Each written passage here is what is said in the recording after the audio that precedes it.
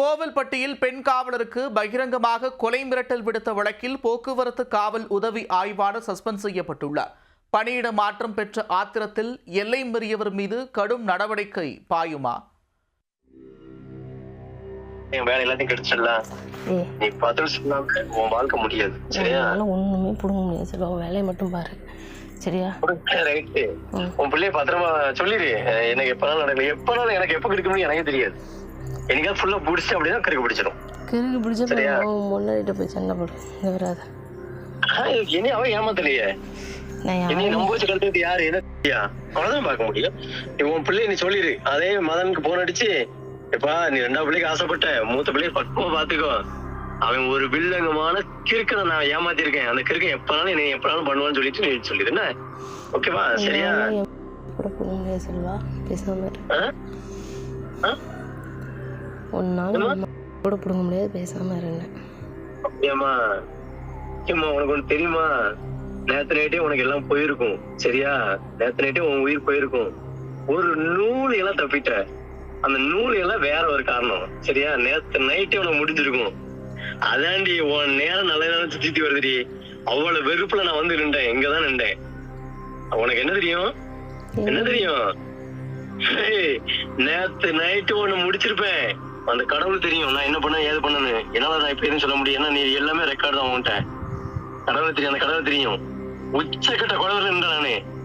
உச்சக்கட்டம் எனக்கு இல்லாத பொருள் எங்க இருக்கக்கூடாது. உச்சக்கட்டம் நூல் இலதான்.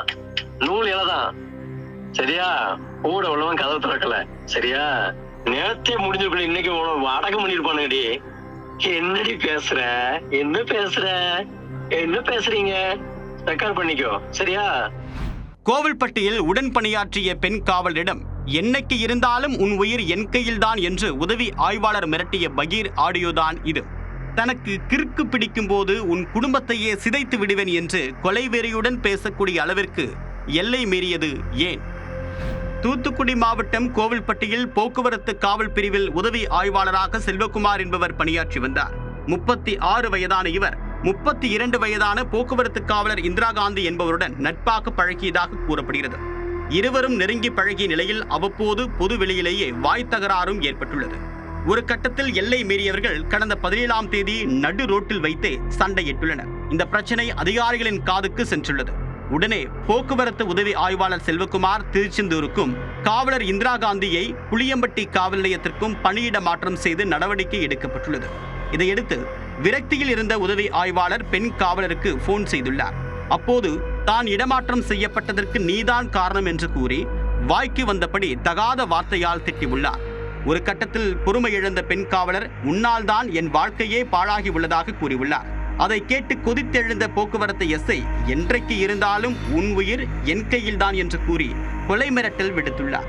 அத்துடன் உன்னை கொலை செய்ய வந்த போது நூலிழையில் உயிர் தப்பியதாகவும் குறிப்பிட்டு பெண் காவலரை குலைநடுங்க வைத்துள்ளார். எனக்கு என்னைக்கு இருக்க பிடிக்கும் எனக்கு தெரியாது.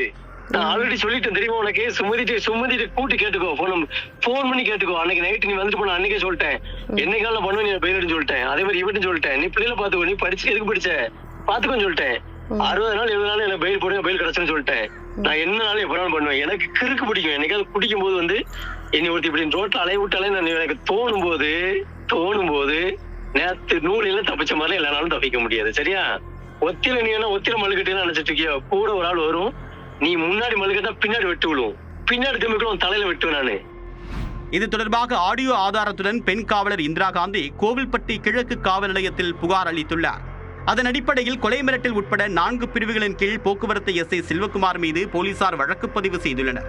இதையடுத்து அவரை அதிரடியாக சஸ்பெண்ட் செய்து திருநெல்வேலி சரக டிஐஜி சந்தோஷ் ஹாசிமணி உத்தரவிட்டுள்ளார்.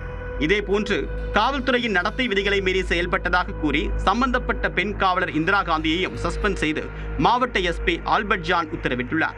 காவலர் இந்திரா காந்தி வெளியூரில் இருப்பதாக கூறியதால் கோவில்பட்டியில் உள்ள அவருடைய வீட்டில் சஸ்பெண்ட் உத்தரவுக்கான நோட்டீஸை போலீசார் ஒட்டியுள்ளனர்.